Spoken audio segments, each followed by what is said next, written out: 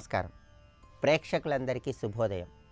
ఈనాటి శుభయోగం శీర్షికన బుధవారం సందర్భంగా లక్ష్మీ నరసింహస్వామి వారిని పూజిస్తే ఎటువంటి శుభ ఫలితాలు కలుగుతాయో, లక్ష్మీ నరసింహస్వామి వారి అవతార రహస్యము వైభవం ఏంటో తెలుసుకుందాం. ఆనాభేర్ బ్రహ్మణో రూపం ఆగళాద్వైష్ణవం వపు ఆశీర్షాద్ రుద్రమీశానం తదగ్రే సర్వత శివం అంటుంది సంప్రదాయం. అంటే నరసింహస్వామి వారిలో ఆనాభేర్ బ్రహ్మణో రూపం, నాభి వరకు బ్రహ్మశక్తి ఉంటుంది. ఆగళాద్వైష్ణవం వపు, గళం అంటే కంఠం, కంఠం వరకు విష్ణుశక్తి ఉంటుంది. ఆశీర్షాద్ రుద్రమీశానం, కంఠం నుంచి పైభాగం వరకు శివశక్తి ఉంటుంది. తదగ్రే సర్వత శివం, అంటే త్రిమూర్తుల శక్తి మొత్తం కూడా నరసింహస్వామి వారిలో ఉంటుంది. అది నరసింహస్వామి వారికి ఉన్నటువంటి గొప్పతనం. అలాగే కలియుగంలో ఏ భగవంతుడైనా సరే సగం మనిషి ఆకారం సగం జంతువు ఆకారంలో ఉన్నట్లయితే అలాంటి భగవంతుణ్ణి ఆరాధన చేస్తే తొందరగా కోరికలన్నీ నెరవేరుతాయని ప్రామాణిక గ్రంథాలన్నీ తెలియజేస్తున్నాయి. అందుకే గణపతి, నరసింహస్వామి వారు ఇలా సగం మనిషి ఆకారం సగం జంతువు ఆకారంలో ఉన్నటువంటి భగవద్ ఆరాధన కలియుగంలో చేస్తే మీరు అనుకున్న పనులు అనుకున్నట్లు దిగ్విజయంగా పూర్తి చేసుకోవచ్చు. నరసింహస్వామి వారి రూపాన్ని మనం పరిశీలిస్తే సగం మనిషి శరీరం సగం సింహం తల. అంటే దీనిలో అంతరార్థం ఏంటంటే మాయతో ఉన్నటువంటి జగత్తు, మాయకు అతీతమైనటువంటి పరబ్రహ్మతత్వము, ఈ రెండు కూడా స్వామివారి రూపంలో ఉంటాయి. అందుకే ఇహలోక సుఖాలు కలగాలన్నా పరలోక మోక్ష ప్రాప్తి కలగాలన్నా నరసింహస్వామి వారిని ఆరాధన చేయాలి. నరసింహస్వామి వారు ప్రహ్లాదుడు ప్రార్థిస్తే హిరణ్యకశిపుడనే రాక్షసుడిని సంహరించాడని మనందరికీ తెలుసు. అయితే లోతుగా ఆలోచిస్తే దీనిలో ఉన్నటువంటి అంతరార్థం ఏంటో తెలుస్తుంది. అసలు హిరణ్యకశిపుడు అనే పదానికి అర్థం ఏంటో తెలుసా? బంగారాన్ని దాచిపెట్టుకునేవాడిని హిరణ్యకశిపుడు అంటాడు. ప్రహ్లాదుడు అనే పదానికి అర్థం ఏంటో తెలుసా? ప్రహ్లాదుడు, ఎప్పుడూ ఆనందంతో ఉండేవాడిని ప్రహ్లాదుడు అంటారు. నరసింహస్వామి వారు హిరణ్యకశిపుడిని సంహరించారంటే బంగారాన్ని దాచిపెట్టుకోవటం, ఆ దాచిపెట్టుకోవటం, ధనం మీద ఆసక్తి, ఆ వ్యామోహం, వీటిని తొలగింపజేసుకోమని సందేశం. ప్రహ్లాదుడిని అనుగ్రహించాడంటే ప్రహ్లాదుడు ఎప్పుడు ఆనందంతో ఉండేవాళ్ళని స్వామివారు తొందరగా అనుగ్రహిస్తాడని అర్థం. అంటే నరసింహస్వామి అవతారంలో మనం ఏం తెలుసుకోవాలి? ఎప్పుడు ధనం మీద ఆసక్తిని తగ్గింపజేసుకొని అవసరమైనంత మేరకే ధనాన్ని సంపాదిస్తూ ఎప్పుడు ఆనందంగా ఉండటం అలవాటు చేసుకోవాలి. అది నరసింహస్వామి అవతారంలో లోతైన పరమార్థంగా ప్రతి ఒక్కళ్ళు అర్థం చేసుకోవాలి. మనకి పద్మపురాణంలో విహగేంద్ర సంహిత అని ఉంది. ఈ విహగేంద్ర సంహితలో స్వామివారికి సంబంధించినటువంటి అనేక రూపాలను గురించి చెప్పారు. విదారణ నరసింహ రూపం హిరణ్యకశిపుడి నాభిని చీలుస్తున్నట్లుగా ఉంటుంది. స్థౌనక నరసింహ రూపం ఒక స్తంభాన్ని చీల్చుకొని స్వామివారు బయటకు వచ్చినట్లుగా ఉంటుంది. ప్రహ్లాద వరదన్, ప్రహ్లాదుడిని అనుగ్రహిస్తున్నట్లుగా ఉంటుంది. ఇలా పద్మపురాణంలో అనేక రూపాలు చెప్పారు. పద్మపురాణంలో చెప్పిన ఏ రూపాన్నైనా సరే బుధవారం నాడు మీరు పూజిస్తే విశేషమైన శుభ ఫలితాలు కలుగుతాయి. మరి స్వామివారిని ఎలా పూజించాలి అంటే ఎర్రటి పుష్పాలతో స్వామివారిని పూజించాలి. స్వామివారిని ఎర్రటి మందార పూలతో లక్ష్మీ నరసింహస్వామివారి చిత్రపటానికి పూజ చేయండి. స్వామివారి చిత్రపటానికి గంధం బొట్లు పెట్టండి. అలాగే స్వామివారి దగ్గర ఆవ నూనెతో దీపారాధన చేస్తే అంతఃశత్రు బాధల్ని సులభంగా తొలగింపజేసుకోవచ్చు. రేపటి శుభయోగం శీర్షికన విమల ఏకాదశి సందర్భంగా ఎటువంటి విధి విధానాలు పాటించాలో, తద్వారా ఎలాంటి ప్రయోజనాలు సిద్ధింపజేసుకోవచ్చో పరిశీలిద్దాం. నమస్కారం. బ్రహ్మమురారి సురార్చితలింగం నిర్మలభాషిత శోభితలింగం జన్మజ దుఃఖ వినాశకలింగం తత్ప్రణమామి సదా శివలింగం. 8 శివస్థానములు ప్రధానమైనవి చెప్తున్నా ఇక్కడ. కాయాధిరోహణేశ్వరుడు, ఈయనకు ఆ పేరు ఎందుకు వచ్చిందంటే యయాతి చక్రవర్తికి సశరీరంగా స్వర్గానికి పంపించాడు ఈ స్వామి. సశరీరంగా వెళ్ళడం అసాధ్యం ఎంత పుణ్యాత్ముడికైనా. కానీ ఈ శివుడు అనుగ్రహం వల్ల వెళ్ళాడు కనుక కాయాధిరోహణేశ్వరుడు, కాయం అంటే శరీరం, అందువల్ల ఆ పేరు వచ్చింది దీనికి. ఆయనకి ఈశాన్య వైపు జ్వరహరేశ్వరుడు అని శివుడున్నాడు. జ్వరాలు అనేక రకాలు ఉంటాయండి. వైష్ణవ జ్వరం, మాహేశ్వర జ్వరం అని. ఆ జ్వరం ఆ శక్తితో కూడి ఉంటుంది ఇక్కడ. అలానే మాహేశ్వర జ్వరం దేవతలకి ఋషులకు వచ్చింది వాళ్ళు చేసిన అపచారం వల్ల. ఈ శివుడు అనుగ్రహం వల్ల అది పోయింది. కనుక జ్వరహరేశ్వరుడు దేవతలకు వచ్చిన జబ్బు పోగొట్టాడంటే భక్తులందరికీ కూడా రోగమును పోగొట్టగలడు. అందుకే జ్వరహరేశ్వరుడే అని పేరు. ఆ జ్వరహరేశ్వరుడిగా నైరుతి వైపు 10 అంశకాల దూరంలో అనేకపేశ్వరుడు అనేటువంటి శివుడు. అనేకపేశ్వరుడు ఈ శివుడు. ఈయన ఇంద్రునకు వృత్రవధోపాయం చెప్పినటువంటి వాడు, వృత్రాసుర వధకు ఉపాయం చెప్పినటువంటి వాడు. ఆ అనేకపేశ్వరునికి వాయవ్యం వైపు కైలాసేశ్వర స్వామి ఉన్నాడు. ఈ కైలాసేశ్వరుడు తుండీరు చక్రవర్తికి కైలాసవాసం అనుగ్రహించాడు కనుక ఆయనకి పేరు వచ్చినది. ఆయనకు దక్షిణం వైపు పశ్చిమేశ్వరుడు అనే శివుడున్నాడు. ఆయన వాలకిల్యాది ఋషులను రక్షించినవాడు. ఆ శివునకు అంటే పశ్చిమేశ్వరుడు అనే శివునికి 24 అంశముల దూరంలో విశ్వేశ్వరుడు అనబడే శివుడున్నాడు. ఈ మహానుభావుడు గంగాదేవిని అనుగ్రహించినటువంటి వాడు. ఆ విశ్వేశ్వరునికి దక్షిణం వైపు ఔణకాంతేశ్వరుడు అని శివుడున్నాడు. అంటే ఔణకాంతులు అనే సిద్ధవనితలకు ఈయన రకరకాల ఆయుధాలు ఇచ్చి అనుగ్రహం చేశారు కనుక ఈయన పేరు ఔణకాంతేశ్వరుడు. పెద్ద కథ. ఆ స్వామికి తూర్పు వైపు శ్మశానేశ్వరుడు అని చెప్పబడుతున్నాడు. ఇప్పుడు మొత్తం 8 శివుల పేర్లు చెప్పుకున్నాం. మరొక్కసారి పేర్లు మాత్రం అనుకుని ధన్యులమవుదాం. కాయాధిరోహణేశ్వరుడు, జ్వరహరేశ్వరుడు, అనేకపేశ్వరుడు, కైలాసేశ్వరుడు, పశ్చిమేశ్వరుడు, విశ్వేశ్వరుడు, ఔణకాంతేశ్వరుడు, శ్మశానేశ్వరుడు ఇవి ప్రధానంగా చెప్పబడుతున్నటువంటివి. ఈ 8 రకాల శివస్వరూపాలు మనం చేసుకుంటూ కాయాధిరోహణ, జ్వరహరేశ్వర, అనేకపేశ్వర, కైలాసేశ్వర, పశ్చిమేశ్వర, విశ్వేశ్వర, ఔణకాంతేశ్వర, శ్మశానేశ్వర 8 అయ్యాయా? అష్టవిధమైన ఈశ్వర స్వరూపాలు. ఈ శ్మశానేశ్వరునికి నైరుతి భాగంలో ఇప్పుడు 8 అష్టమహేశ్వర స్థానములు అయ్యాయి. ఇప్పుడు విష్ణు స్థానాలు వస్తున్నాయి చూద్దాం. చిత్రం ఏంటంటే విష్ణువు దివ్య దేశాల్లో ఒకటి శివకంచిలో ఉందండి, శక్తి కంచిలో కూడా ఉన్నది. సరే, మొత్తానికి శ్మశానేశ్వరునికి నైరుతి దిక్కువైపు పాండవదూత అనే హరి ఉన్నాడు. విష్ణువు ఆ రూపంతో ఉంటాడు ఇక్కడ. ఆయనకి ఈశాన్య వైపు చంద్రగ్రీవుడు లేదా చంద్రకంఠుడు అనే మాధవుడున్నాడు. ఆయనకి ఈశాన్య దిక్కులో శ్వేతవర్ణుడైన జనార్దనుడున్నాడు. మొత్తం ఎంతమంది? 3 వచ్చారు. పాండవదూత, చంద్రకంఠుడు, శ్వేతవర్ణుడు. ఇది ఇప్పుడు ఆ శ్వేతవర్ణునకు ఈశాన్య వైపు చోరైకామ్రేశ్వరుడు అని శివుడున్నాడు. చోరైకామ్రేశ్వరుడు అని ఇది చోర రూపంలో ఉన్న శివుడు. అంటే మనం రుద్రంలో 3 వనవాకంలో ఉన్న వాళ్ళందరినీ తస్కరాణం పతయే నమః ఆ స్వరూపాలుగా మనం భావన చేయవచ్చు. ఈ చోరైకామ్రేశ్వరుడు కూడా పెద్ద కథ ఉందండి. మొత్తానికి చోరైకామ్రేశ్వరుడు అదొక విశేషమైన అంశం. అక్కడ ప్రత్యేకించి ఆ సమీపంలో మార్కండేయుడు ఆ స్వామిని కొలుచుకుంటూ ఆ సమీపంలో ఉంటాడు. ఆ మార్కండేయ స్వామి ఉన్న చోటికి ఉత్తరం దిక్కు వైపు దేవశిల్పి అయిన విశ్వకర్మ నిర్మించినటువంటి ఏలాలక అనే గంగాతీర్థం ఉన్నది. అంతేకాదు ఆ చోరైకామ్రేశ్వరుడు ఆగ్నేయ వైపు ధవళైకామ్రనాయకుడు అంటే ఏకామ్రనాయక పేరులో 2 ఉన్నాయి. ధవళైకామ్రనాయకుడు, ధవళ ఏకామ్రనాయకుడు అని. అదేవిధంగా ఈశ్వరునికి సమీపంలోనే వీరభైరవుడు అని చెప్పబడుతున్న భైరవస్వామి ఉన్నాడు. ఈ విధంగా ఇక్కడ పాలకులుగా ఉన్న వాళ్ళని 3గా చూపించారు. వీళ్ళు పాలకులు. ఇప్పటి వరకు మనం చెప్పుకున్నటువంటిది విష్ణు స్వరూపాలు, శివస్వరూపాలు, దుర్గాస్వరూపాలు, గణపతి, సుబ్రహ్మణ్యుడు. ఇప్పుడు తీర్థములు వివరిస్తున్నాడు. ఇక్కడ తీర్థములు మొత్తం శివకంచెలో ఉన్న వాటివి ఒక దగ్గర పెట్టి చూపిస్తున్నాడు. ఆ వీరభైరవుడికి వాయవ్యపు గంగా అనే తీర్థం ఉన్నది. ఇక్కడ ఈ గంగ దర్శన మాత్రం చేతనే పాపాలను పోగొట్టగలదు. అక్కడ విశేషించి అమ్మవారు కొంతకాలం సాధన చేశారు ఆ గంగా తీరంలో. అదొక ప్రత్యేకత.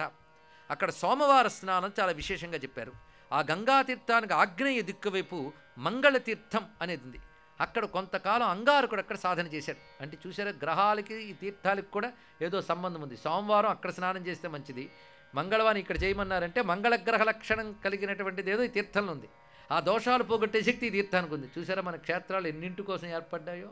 మనకున్న రకరకాల అవకరాలను పోగొట్టడం కోసం రకరకాల తీర్థాలు భగవంతుడు ఏర్పాటు చేశారు. ఇక్కడ ఆ కుజగ్రహ జనిత దోషాలు పోగొట్టగలిగేది మంగళతీర్థం అని చెప్పబడుతున్నది. ఆ మంగళతీర్థం విశేషించి సరస్వతీ నది స్నాన ఫలం ఇస్తుందట మంగళవారం కానీ స్నానం చేసినట్లయితే.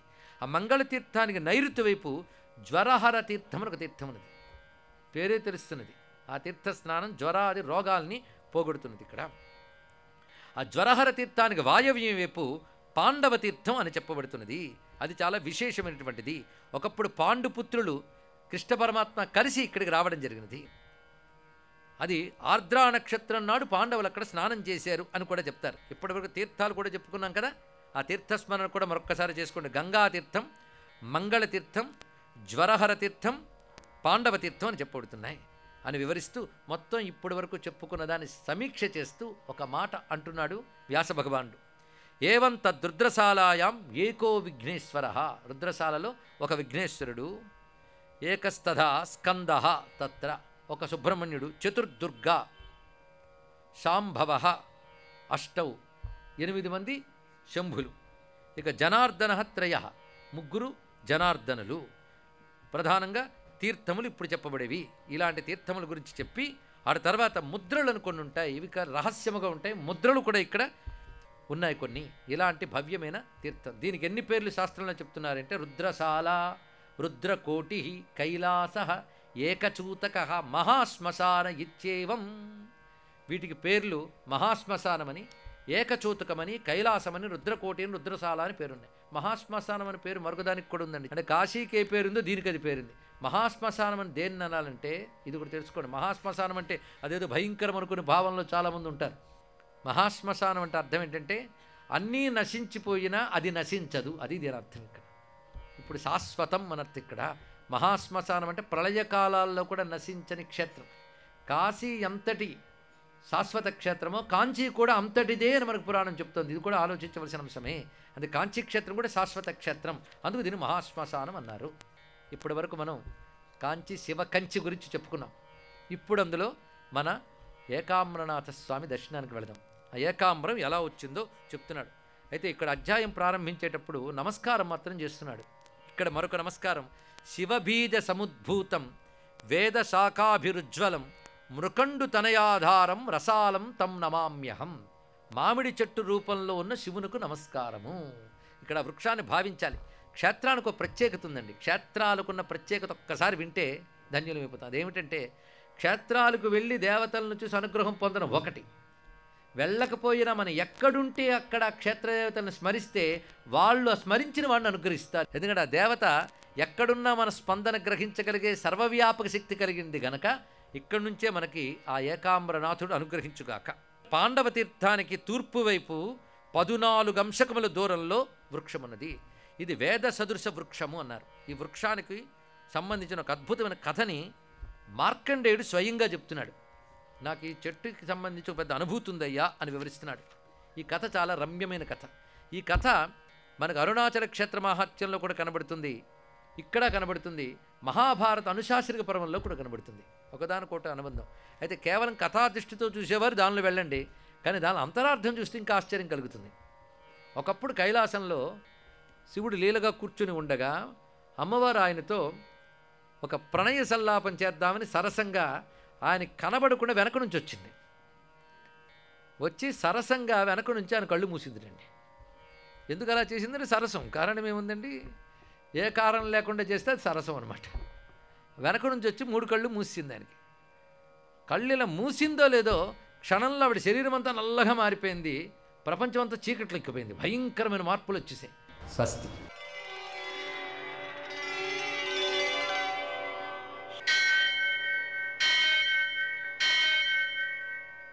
సహస్రశీరుషం దేవం విశ్వాక్షం విశ్వశంభువం విశ్వం నారాయణం దేవమక్షరం పరమం పదం విశ్వతః పరమాం నిత్యం విశ్వం నారాయణగుం హరిం విశ్వమేవేదం పురుషస్తద్విశ్వముపజీవతి పతిం విశ్వస్యాత్మేశ్వరం శాశ్వతం శివమచ్యుతం నారాయణం మహాజ్ఞేయం విశ్వాత్మానం పరాయణం. సూర్యశౌర్యమథేందురింద్రపదవీ సన్మంగళం మంగళం. ఆపదామపహర్తారం దాతారం సర్వసంపదాం లోకాభిరామం శ్రీరామం మోక్షదంతం నమామ్యహం. నేటి కాలమాన విశేషాలను గమనిద్దాం. స్వస్తి శ్రీ చాంద్రమాన విలంబరామ సంవత్సరం, ఉత్తరాయణం, హేమంత ఋతువు, పుష్యమాసం, కృష్ణపక్షం, బుధవారం. సూర్యోదయం 6:52 సూర్యాస్తమయం 6:06. తిథి దశమి మధ్యాహ్నం 3:36 వరకు. నక్షత్రం అనురాధ సాయంకాలం 4:43 వరకు. వర్జం రాత్రి 10:46 నుంచి 12:30 వరకు. దుర్ముహూర్తం మధ్యాహ్నం 12:07 నుంచి 12:51 వరకు. అమృతకాలం శేషంగా మిగిలింది ఉదయం 7:23 వరకు. రాహుకాలం బుధవారం కాబట్టి మధ్యాహ్నం 12 నుంచి 1:30 వరకు. అష్టకవర్గ రీత్యా శుభప్రదమైన సమయం ఉదయం 10 గంటలకి. నేటి విశేషం దశమి బుధవారం. బుధవారం కాబట్టి మనం బుధుణ్ణి ఆరాధించుకోవడం ద్వారా, శ్రీరాముణ్ణి ఆరాధించుకోవడం ద్వారా మన సంతానం శ్రీరాముని యొక్క సంలక్షణాలతో ఉంటారు. హయగ్రీవుణ్ణి ఆరాధించుకోవడం ద్వారా, పెసలతో పాయసం చేసి ఆయనకి నివేదన చేసి హయగ్రీవ జపం చేయడం ద్వారా మన పిల్లలు విద్యాబుద్ధులను కలిగిన వారే అవుతారు. విశేషం ఏమిటంటే, మన పిల్లల పరీక్ష రాసేటువంటి సమయంలో ఆ 3 గంటలు తల్లిదండ్రులు కనుక శ్రీ హయగ్రీవాయ నమః అనే నామాన్ని జపిస్తూ ఉన్నట్లయితే విద్యార్థులలో జ్ఞాపక శక్తి బాగా వృద్ధి చెంది పరీక్ష బాగా రాయగలుగుతారు, మార్కులు బాగా సంపాదించుకోగలుగుతారు. మనం వారికి ఆధ్యాత్మికమైన బలాన్ని సమకూర్చడంతో పాటుగా ఆ దైవంపై విశ్వాసాన్ని కూడా పెంపొందింపచేయాల్సిన బాధ్యత కలిగిన వారం అవుతాం అన్నమాట. ఆ విధంగా చేసినట్లయితే సత్ఫలితాలు సిద్ధిస్తాయి. ఇంకా దశమి కాబట్టి రేపటి రోజున చేసేటువంటి ఏకాదశి వ్రతానికి అంగంగా ఈరోజు రాత్రి నుంచే వ్రతం ప్రారంభమవుతుంది కాబట్టి రాత్రి వేళ ఫలహారం చేయాలి. ఒక పూటే భోజనం చేయాలి, మధ్యాహ్నం రాత్రి ఫలహారం చేయాలి. ఆ విధంగా చేయడంతో ఆ వ్రతం ప్రారంభమవుతుంది. నేటి ఆణిముత్యాలు.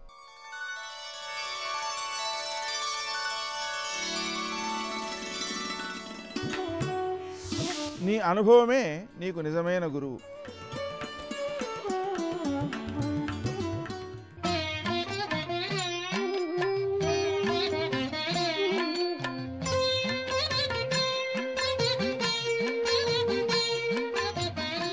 ఓం నమో నారాయణాయ, ఓం నమ శివాయ, శ్రీమాత్రే నమః.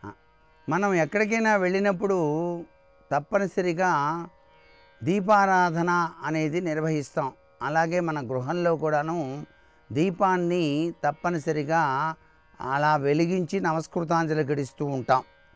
వెండి, పంచలోహాలు లేదా మట్టి ప్రమిదల్లో దీపం వెలిగించి భగవంతుని వైపు మాత్రమే చూపాలి. అసలు సిసలైనటువంటి విధి విధానంలో అయితే 5 ఒత్తులు వేయాలి. అవి పంచభౌతికాత్మకమైనటువంటి తత్వానికి నిదర్శనం. అగ్ని, వాయువు, భూమి, నీరు, ఆకాశం అని చెప్పేసి.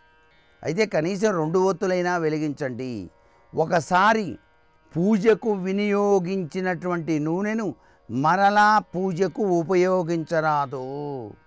మహాశివునికి ఎడమవైపు, మహావిష్ణువుకు కుడివైపు దీపాన్ని ఉంచాలి. ఎదురుగా మాత్రం ఉంచకూడదు అంటోంది శాస్త్రం. ఇది బాగా గుర్తుపెట్టుకోవాలి.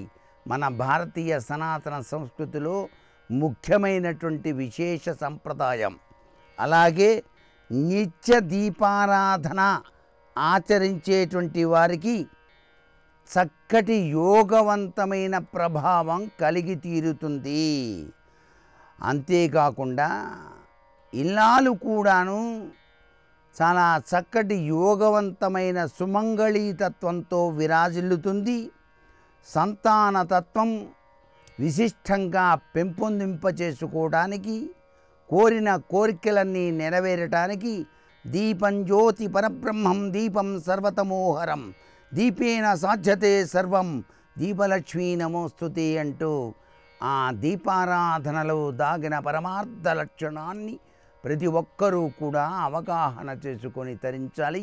ఇది భారతీయ సనాతన సంస్కృతి సంప్రదాయం. సర్వే జనా సుఖినో భవంతు.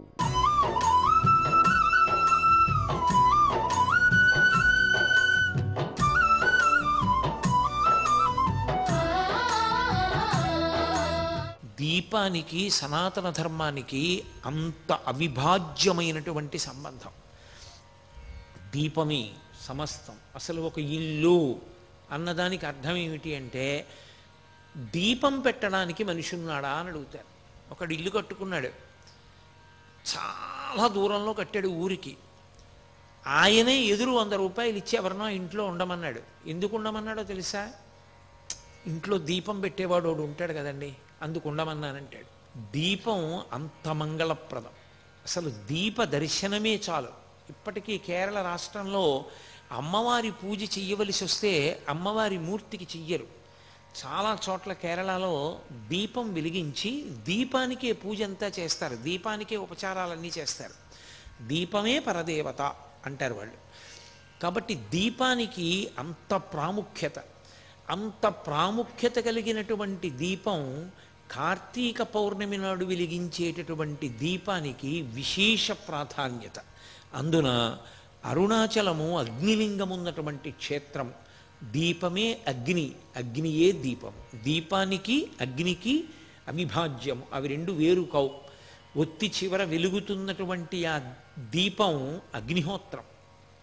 దీపానికి ఉన్న లక్షణం అది ఇంకొక దీపాన్ని వెలిగిస్తుంది. దీపించిన దీపముచే దీపము రెండు కాక ఒకటిట్లగున్ అంటుంది. ఆ దితి కశ్యప ప్రజాపతితో మాట్లాడుతూ ఈ మాట అంటుంది. అందుకే దీపము 3 ఒత్తులు వేస్తూ ఉంటారు. మనం ఇండ్లల్లో దీపం వెలిగిస్తే సాధ్యం త్రివర్తి సంయుక్తం వహ్నినా యోజితం ప్రియం అని 3 ఒత్తులు వేసి 3 ఒత్తులు వెలిగించి తూర్పు దిక్కుగా జ్యోతులు ఉండేటట్టుగా చూసుకుంటారు. ఇల్లు అభివృద్ధిలోకి రావాలి అనుకున్న వాళ్ళు, ఇల్లు సుఖ సంతోషాలతో ఉండాలనుకున్న వాళ్ళు, అలాగే వ్యాపార సంస్థలు జయప్రదంగా ఉండాలనుకున్న వాళ్ళ చోట్ల దీపాన్ని 3 ఒత్తులతో వెలిగించి ఆ 3 జ్యోతులు తూర్పు ముఖంగా వెలగాలి. తూర్పు ముఖంగా వెలుగుతున్నాయి అంటే అభ్యున్నతిని కోరుకుంటున్నాడు అని గుర్తు. తాను తూర్పుని చూస్తాడు, 3 ఒత్తుల యొక్క జ్యోతులు తూర్పుకి వెలుగుతూ ఉంటాయి. ఆ వెలుగుతున్నటువంటి ఆ దీపం ఉన్నదే అది సమస్త అభ్యున్నతికి కారణం. మన వాళ్ళకి అన్నిటికన్నా పట్టింపు ఎక్కడుంటుందంటే దీపం ఆరిపోయింది అన్న మాట కూడా అనరు. దీపం కొండెక్కిపోయింది అంటారు. మీరు చూడండి, 2 మాటలు మీకు తరచుగా వినపడతాయి జీవితంలో. కథ కంచికి వెళ్ళిపోయింది అంటారు. 2 దీపం కొండెక్కిపోయింది అంటారు. దీపం కొండెక్కి ఎలా వెళ్ళిపోతుంది? కథ కంచికి ఎలా వెళ్ళిపోతుంది అంటే, ఒరే నాన్న ఇన్ని జన్మలు ఎత్తావు, మళ్ళీ ఇప్పుడు ఇదిగో ఈ శరీరంలోకి వచ్చావు, మళ్ళీ ఇదో కథ, నీ జన్మ ఇప్పుడు ఇదో కథ. ఇన్ని కథలు శ్మశానానికి వెళ్ళాయి. ఏ చరిత్రలోనూ ఏ పుస్తకంలోనూ ఏ కాగితం మీద నీ జీవితం వ్రాయబడలేదు, నీ జీవితం స్మరణయోగ్యం కాలేదు. ఈసారి నీ జీవితం నాన్న కంచికి వెళ్ళిపోవాలి అంటుంది అమ్మ. కంచికి వెళ్ళిపోవాలంటే ఇక ఈసారి నీ జీవితం దేనికి పనికి రావాలంటే కామాక్షి ఎందు ఐక్యం అయిపోవాలి. కొడుకుని అలా అని తట్టుకోలేదు కాబట్టి మనం ఇంటికంటుంది. రా, నేనున్నంతకాలం మాత్రం నువ్వు ఉండాలి సుమా నా కళ్ళ ఎదురకుండా. అది అమ్మ యొక్క హృదయం. అందుకని కథ కంచికి, మనం ఇంటికి. దీపం కొండెక్కింది. దీపం కొండెక్కింది అంటే కొండ మీద ఈశ్వరుడు ఉంటాడు.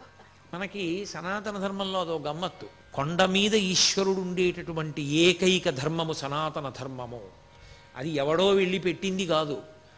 పరమేశ్వరుడు తనంత తాను స్వయంభువు కొండల మీద. అందుకే శేషాచల పర్వతం మీద, సింహాచల పర్వతం మీద, శ్రీశైల పర్వతం మీద ఆయన కొండ మీద ఉంటుంటాడు. ఏమిటి ఆయనకి ఆ సరదా? కొండ మీద ఉండడం ఆయన సరదా కోసం కాదు. ఉత్ అని ఒక మాట, దాన్ని సంస్కృతంలో ఎక్కువగా వాడుతుంటారు. ఉత్సవము అంటే ఉత్. ఉత్ అంటే తల ఇలా పైకెత్తుట. ఒక్క మనుష్యుడే భూమికి అడ్డంగా పుట్టి నిలువుగా పెరుగుతాడు. పైన ఉన్న కొండ మీద ఉన్న పరమేశ్వరుణ్ణి ఇలా తలెత్తి చూసి కొండ మీద ఉన్న ఈశ్వరుణ్ణి చేరడానికి నువ్వు పైకెక్కాలి. అలాగే జీవితంలో ఊర్ధ్వముఖ చలనం చేసి పరమేశ్వరుణ్ణి చేరుకోవాలి. దొంగదారుల్లోంచి నువ్వు వెళ్ళడానికి వీల్లేదు. అది దాని అర్థం. దొంగదారి అన్న మాటకు అర్థం ఏమిటో తెలుసా? మిగిలిన ఏ 9 రంధ్రములలోంచి వెళ్ళడానికి వీల్లేదు శరీరం వెళ్ళిపోయేటప్పుడు.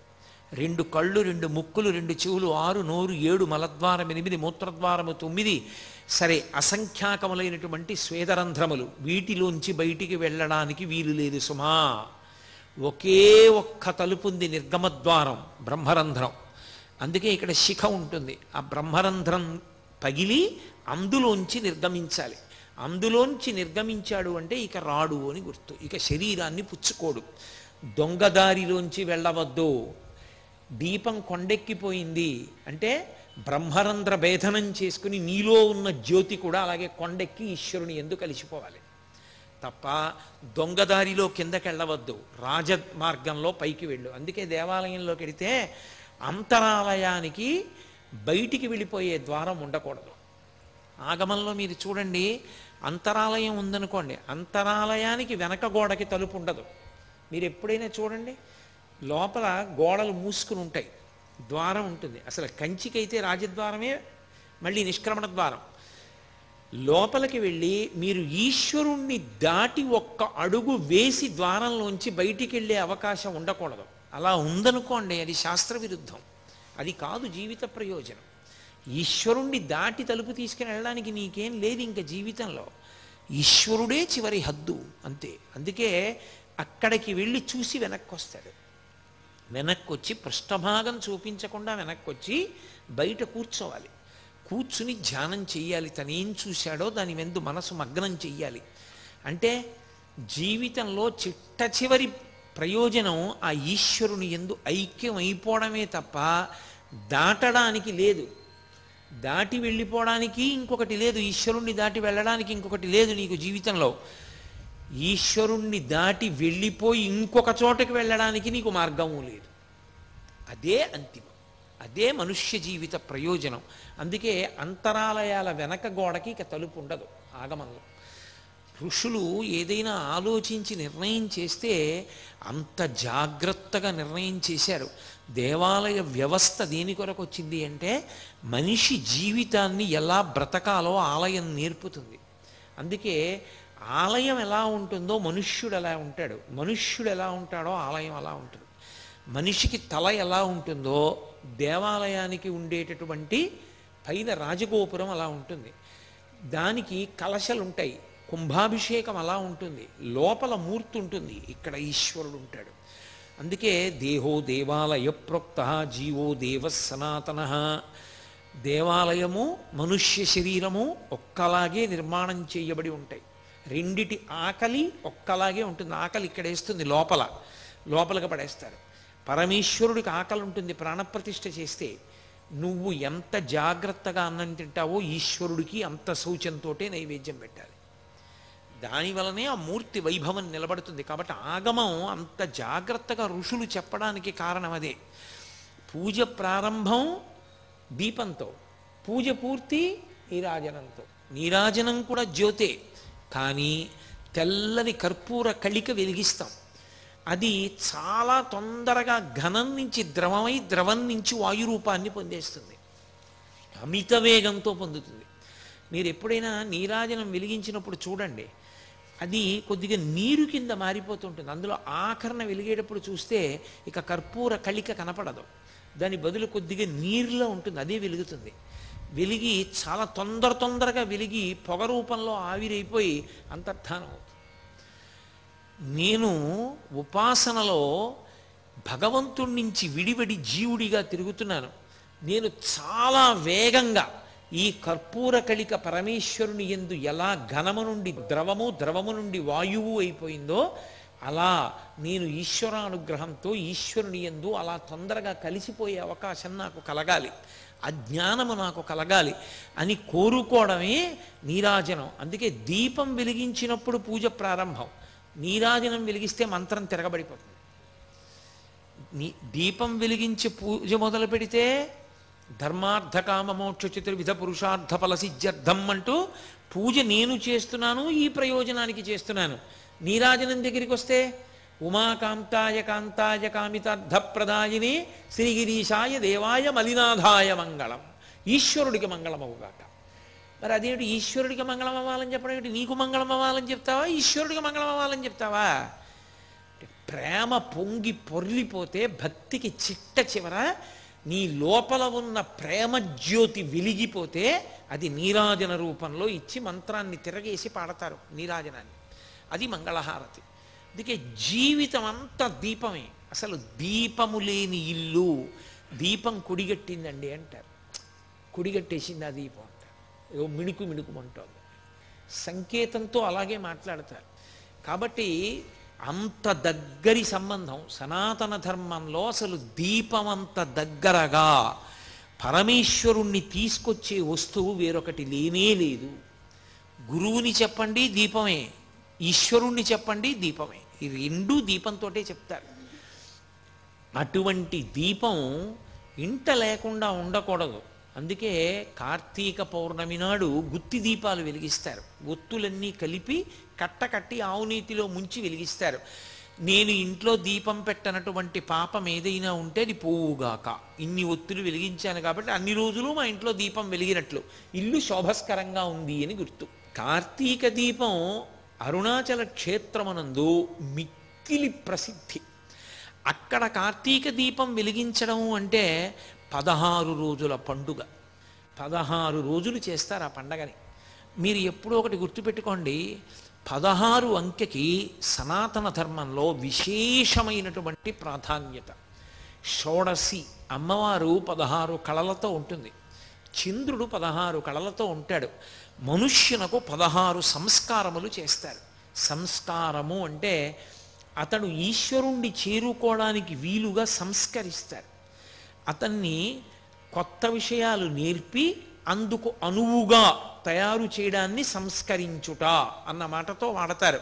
మీకు ఒక ఉదాహరణ చెప్పాలంటే, భగవంతుడికి ఒక కొబ్బరికాయ కావాలనుకోండి, ఒక కొబ్బరికాయ కొడదామని మీరు అనుకున్నారు, సంస్కరించుట అని ఒకటి ఉంటుంది. ముందు ఒక కొబ్బరి బొండాన్ని తీసుకొస్తారు, ఆ కొబ్బరి బొండాన్ని ఒలుస్తారు, ఆ తర్వాత చుట్టూ కొంత పీచు ఉంటుంది, ఆ పీచు కూడా తీసేస్తారు. శిఖ తీయకూడదు, శిఖ ఉండిపోతుంది. చక్క పీచంతా తీసి అక్కడ తీసుకొచ్చి పెడతారు. ఇప్పుడు కొబ్బరికాయ మీరు దేవాలయంలో కొట్టడానికి వీలైన రీతిని పొందింది. సంస్కరిస్తే బొండాన్ని కొబ్బరికాయ కొట్టడానికి యోగ్యమైంది, భగవంతుణ్ణి చేరడానికి యోగ్యమైంది. అలా మనిషి పుట్టుకతో అజ్ఞాని, మనిషి పుట్టుకతో భగవంతుణ్ణి చేరడానికి కావలసినటువంటి సాధన సంపత్తులను తనకు తానుగా తెచ్చుకున్నవాడు కాడు.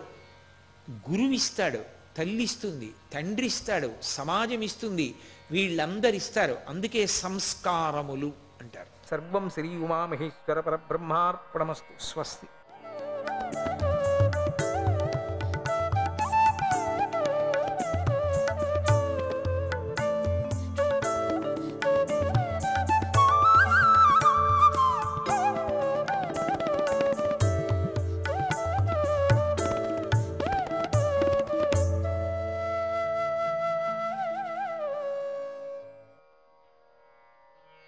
కృష్ణ మాధవ, పురుషోత్తముడైన శ్రీహరియే మా క్షేమాన్ని కోరి నీ గర్భవాసం చేస్తున్నాడు తల్లి. మళ్ళీ మళ్ళీ చెప్తున్నాం తల్లి, అది మళ్ళీ మళ్ళీ దాన్ని జ్ఞాపకం చేసుకుంటున్నాం. ఇది దైవానుగ్రహం. భోజదేశానికి రాజైన కంసుడు తన మృత్యువును ఏరీ కోరి తెచ్చుకున్నాడు, ఊరికే ఉండకోకుండా. ఆ కంసుడికి నువ్వు భయపడవద్దు. ఎట్లా 8వ సంతానం నిన్ను సంహారం చేస్తుందని అశరీరవాణి చెప్పింది. అప్పుడు చెప్పినప్పుడు అప్పటికైనా వాడికి దయ లేదా, పోనీ 8వ వరకు చూసుకుందాంలే, అంతవరకు నా చెల్లెలు బాగుండని, ముందు పుట్టిన పిల్లలంతా బాగుండని అంటే కొంచెం దయ పెరిగేది వాడికి. ఇంత హీనంగా సంహారం చేసేవాడు కాదేమో. అబ్బో, ఎంత ఘోరంగా సంహారం అయ్యాడు ముందు. మనం అనుకున్నాం కదా, తెలుసు కదా మనకు, అందుకని మాట్లాడుకుంటున్నాం. అంత ఘోరంగా సంహారం చేసేసాడు మొత్తం మేనమామను. ఎందుకంటే వాడు అసలు మనిషినా, అసలు రాక్షసుడా? ముందుగా మనిషి కాదు, రాక్షసుడు. రాక్షస అంశం పూర్తిగా ఉంది, 100 భాగాలు. అటువంటి వాడు మిగతా వాళ్ళని వదిలేకోకుండా ప్రతి పుత్రుణ్ణి, ప్రతి చిన్న పిల్ల, అది అప్పుడే పుట్టినటువంటిది. అబ్బా, ఎట్లా మనసు వచ్చిందండి ఇది.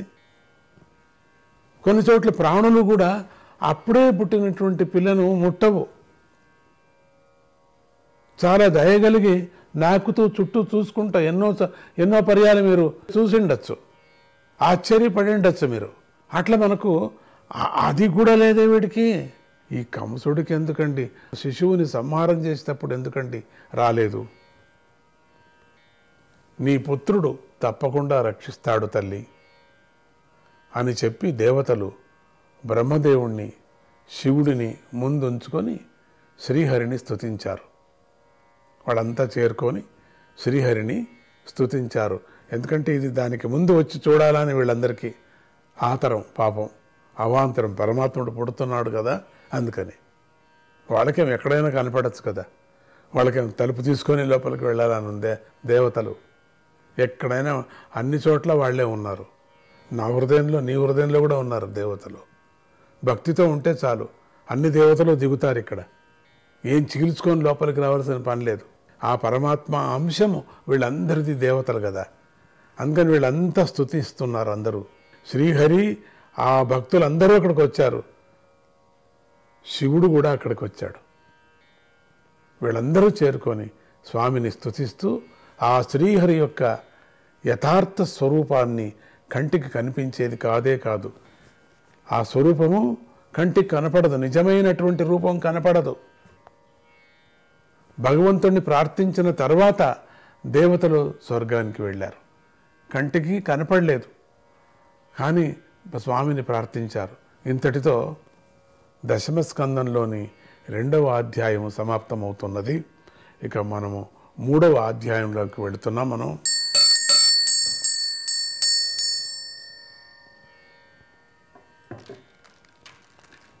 హరే కృష్ణ కృష్ణ. ఈ 3వ అధ్యాయం, ఈ అధ్యాయంలో శ్రీకృష్ణ జననం గురించి చెప్పబడింది.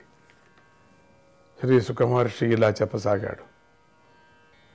భగవంతుడు అవతరించే సమయం అన్నీ మంచి లక్షణాలతో కూడి గొప్పగా శుభకరంగా ఉంది. అశ్విని మొదలైన నక్షత్ర గణాలు, గ్రహాలు, మిగిలిన తారకలు శాంతంగా ఉన్నాయి. జన్మలేని శ్రీహరి రోహిణీ నక్షత్రంలో జన్మించాడు.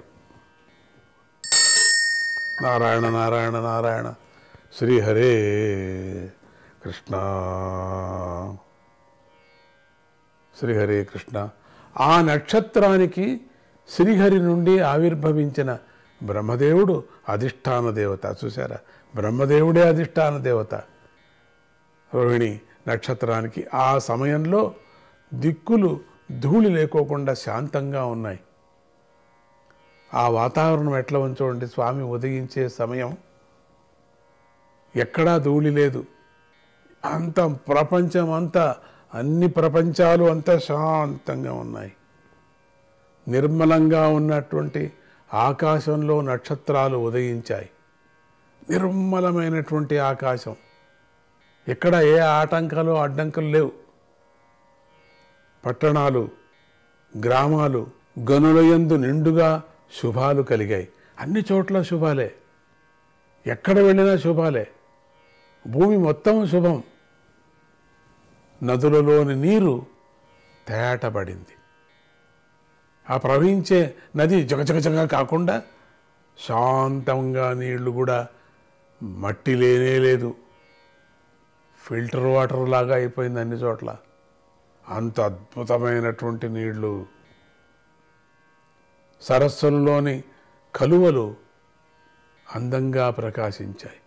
అక్కడ అన్ని సరస్సుల్లో ఎక్కడెక్కడున్నాయో అన్ని పద్మాలు వికసించాయి. నీళ్లలో పుట్టేటువంటి ఏ పుష్ప రాశి ఉన్నదో అవన్నీ కూడా అక్కడ ఉదయించాయి, అందంగా ప్రకాశించాయి. వర్ణన చేయటానికి కానీ కవికి కానీ దొరకవేమో, లేక డ్రాయింగ్ గీయటానికి కూడా దొరకవేమో, అటువంటి అందంగా ప్రకాశించాయి. అడవులలో పూల గుత్తులు విరబూశాయి. అప్పుడప్పుడు అడవికి వెళితే మనం పూల గుత్తులు ఎంత అద్భుతంగా ఉంటాయో, ఒక్కచోట ఈ కలరు, ఇంకో చోట ఆ కలరు, ఆ కలర్స్ అండి, ఆ రంగు అండి. పరమాత్ముడి సృష్టి ఎటువంటిది, ఆ రంగు ఎవడన్నా పూయటానికి అవుతుందా? అట్లనే తేటగా ఆ డ్రాయింగ్లో కూడా రాయలేరు, ఇంచుమించు ఉన్నట్టుగా ఉంటుంది కానీ రాయలేరు. ఆ పూల గుత్తులు విరబూశాయి, ఆ సమయానికి అన్నీ పూశాయి. ఏ కాలమో మొత్తానికి అన్నీ ఆ రోజు మాత్రం అంతా పూశాయి. పక్షులు, తుమ్మెదల గుంపులు చక్కని ధ్వనులు చేశాయి. మామూలుగా తుమ్మెదలు, పక్షులు అప్పుడప్పుడు వికారంగా కూడా అవి కూస్తూ ఉంటాయి. ఇప్పుడు మాత్రం చక్కని ధ్వనులు చేశాయి, పాటలు పాడేటట్టుగా ఉన్నాయి. ఏ చిన్న ఈగి కూడా శబ్దం అలా అద్భుతంగా చేశాయి. ఆ సమయంలో స్వచ్ఛమైన గాలి, ఆహాహా అంటాం. సాయంత్రం పూట వెళ్ళి ఎక్కడైనా కూర్చుంటే బయట ఆ గాలి వస్తుంటే అబ్బా ఎంత బాగుంది ఈ గాలి, ఇంట్లో లేదు ఆ గాలి మనకు. స్వచ్ఛమైన గాలి పవిత్రమైన పరిమళాన్ని మోసుకొని వస్తూ, మంచి గాలితో పరిమళం వేరే, పరిమళం చాలా అద్భుతమైనటువంటి పరిమళం. సుఖస్పర్శను కలిగిస్తూ వీచింది. ఆహాహాహా అనిపిస్తుంది. అగ్నులు పొగ లేకుండా జ్వలించాయి. మామూలుగా యజ్ఞం చేస్తుంటే పొగ వచ్చిందనుకోండి బాగుండదు కదా. పొగనే లేకోకుండా జయదేప్యమానంగా వెలిగిపోతున్నాయి ఆ హోమ అగ్నులు. నారాయణ నారాయణ నారాయణ నారాయణ